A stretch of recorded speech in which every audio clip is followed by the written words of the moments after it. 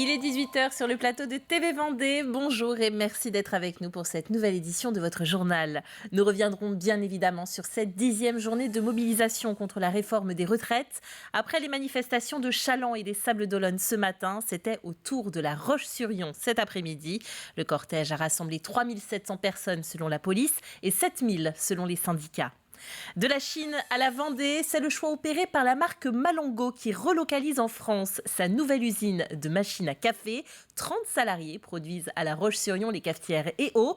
Enfin, focus sur le site internet Être Parent 85, une mine d'or pour les jeunes parents à la recherche d'informations. Depuis le 20 mars, la plateforme est encore plus intuitive et riche d'enseignements. Mais on démarre avec la 10e journée de manifestation contre le projet de réforme des retraites. 2 actions étaient programmées ce matin à Challans et aux Sables-d'Olonne.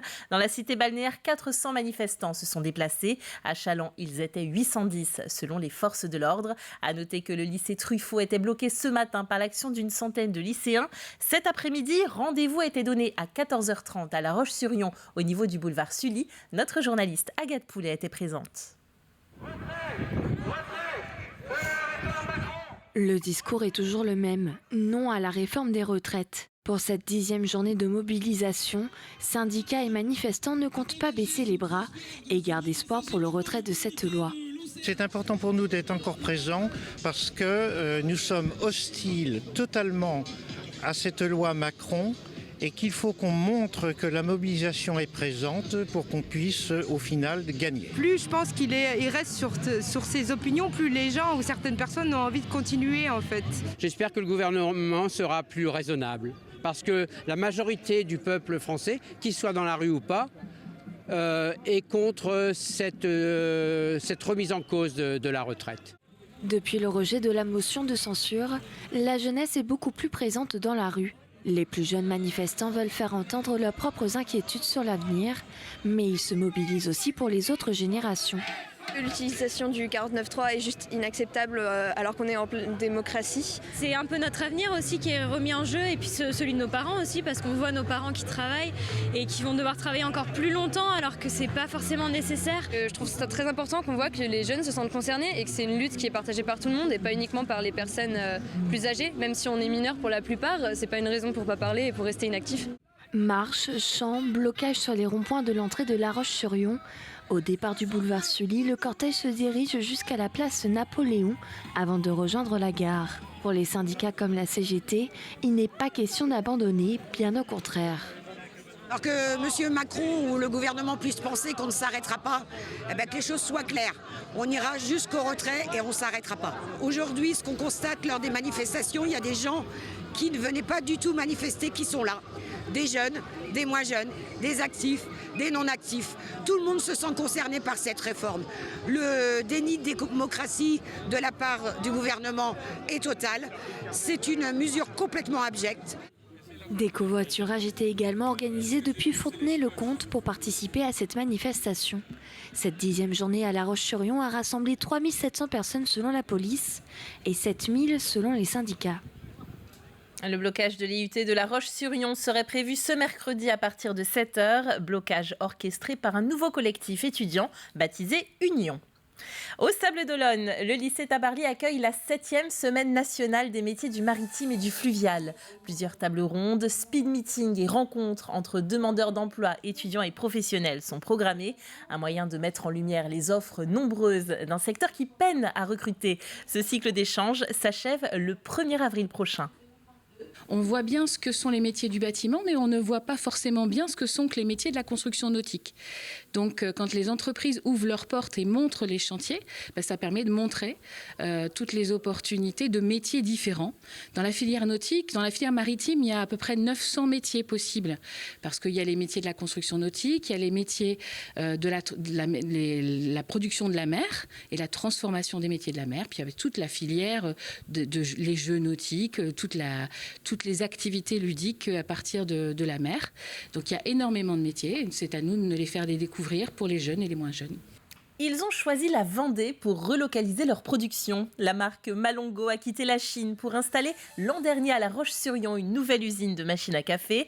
L'entreprise est située dans la zone commerciale Acti-Sud et 30 salariés produisent les cafetières et eau. La relocalisation, un choix qui a de quoi surprendre. Une stratégie que nous dévoile Grégoire de Châtillon. Jusqu'à 350 machines à café sont fabriquées ici chaque jour. Du Made in China devenu du Made in Vendée. Un défi pour ce torréfacteur, leader du café équitable. Il fait travailler une trentaine de personnes dans cette petite usine située à La Roche-sur-Yon. Mon défi, c'est vraiment de fabriquer une machine 100% française, de qualité, à un prix raisonnable, alors que généralement le petit électroménager est plutôt fabriqué en Chine ou dans les pays asiatiques. Ici, ce qui est extrêmement intéressant, c'est qu'il y a un savoir-faire en Vendée, il y a beaucoup de sous-traitants et nous avons pu, grâce à ce réseau de sous-traitants, travailler principalement dans un rayon de 40 km autour de La Roche-sur-Yon pour notamment les injections plastiques et beaucoup d'autres composants de notre machine.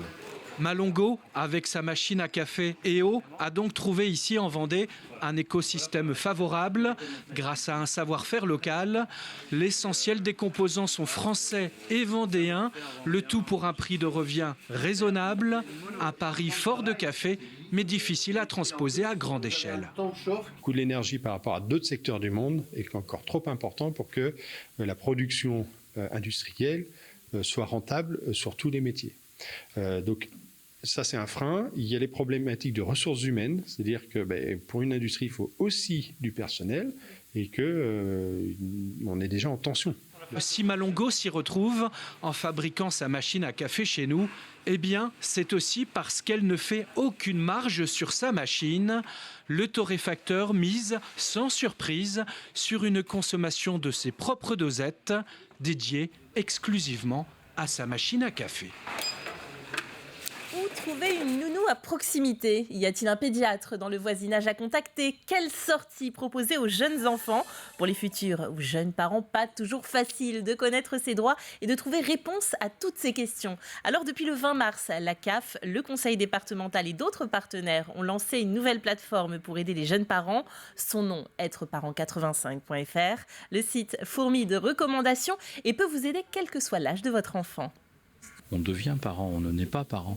Et donc on peut avoir envie d'avoir des enfants, et puis ensuite il faut trouver des solutions de garde, il faut trouver des solutions de scolarité, et puis un enfant peut tomber malade, et une maladie qui peut générer un handicap, etc. Et donc quand on est parent, parfois, on peut se sentir seul. Être parent 85 se veut être un site qui accompagne en fait au quotidien l'ensemble des parents, là en l'occurrence de Vendée, puisque c'est Être Parent 85. Et le nouveau site est plus intuitif et les parents ont plein d'outils comme des contacts des professionnels ou l'agenda des événements. Il est de plus géolocalisé. Il peut par exemple proposer des solutions de garde pour un enfant de moins de 3 ans dans un rayon de quelques kilomètres autour de chez soi. Aujourd'hui, c'est une refonte parce que le précédent n'était plus très lisible, ne correspondait plus aux nouvelles normes technologiques et était limité à un certain nombre d'informations. Et donc la refonte, elle a consisté à l'enrichir, à faire intervenir un certain nombre de partenaires, à produire plus de services, plus d'informations. Aujourd'hui, pour avoir un site qui balaie l'ensemble des thématiques sur la parentalité et qui concerne les parents du moment de la grossesse jusqu'à l'adolescence et au-delà. Et nous apprenons aujourd'hui le décès de Michel Merlet. Il est décédé dimanche à l'âge de 88 ans. C'était le maire de Boufféré de 1965 à 1989. Il est le principal artisan de l'entrée de Boufféré dans le district de Montaigu. Ses obsèques se dérouleront ce jeudi matin. Nous envoyons bien sûr toutes nos condoléances à ses proches et à sa famille. 140 ans, ce n'est pas un anniversaire que l'on fête tous les jours. Alors, à l'école élémentaire et maternelle privée du Sacré-Cœur au Poiré-sur-Vie, on fait ça en grand. Dictée, visite des classes, jeux anciens, reconstitution des années 30 et grande exposition d'anciennes photos de classe.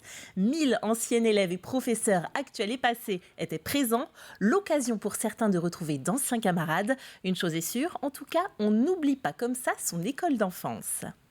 140 ans, c'est vrai que c'est pas rien, c'est toute une histoire, on s'inscrit dans cette histoire et nous désirions rassembler toute cette famille, rassembler les parents, les enfants, mais aussi anciens élèves pour fêter ces 140 ans d'histoire de l'école, nous remémorer un petit peu tout ce qui a été vécu au sein de l'école. Je pense qu'il y a une vraie appartenance, il y a aussi le fait d'appartenir à cette école et on a plaisir à y revenir. Et là, cette journée, c'est vraiment chouette et c'est ce que nous désirions d'ailleurs.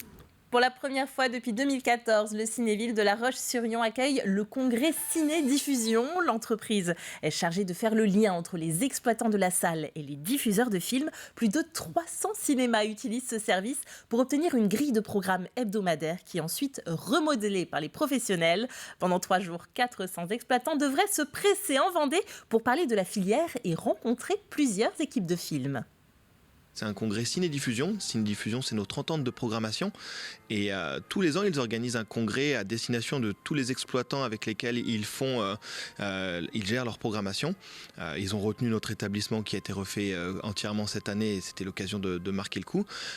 Et donc pendant ces 3 jours, on va recevoir 8 à 10 équipes de films à peu près qui vont venir présenter aux exploitants leurs films à venir. Des films qui vont sortir dans les prochaines semaines mais aussi dans les prochains mois. Et on a la chance de recevoir notamment donc Franck Dubosc le mardi et Danny Boone et Cadmerade le mercredi. Et là, on s'est dit que c'était vraiment l'occasion parfaite d'ouvrir une salle au public. Et voilà, du beau monde en Vendée. Ainsi s'achève ce journal. Merci d'avoir été avec nous. Vous retrouvez comme toujours votre première édition de la journée demain à partir de 7h dans votre matinale. Quant à moi, il ne me reste plus qu'à vous souhaiter une très belle soirée et à bientôt sur TV Vendée. À bientôt.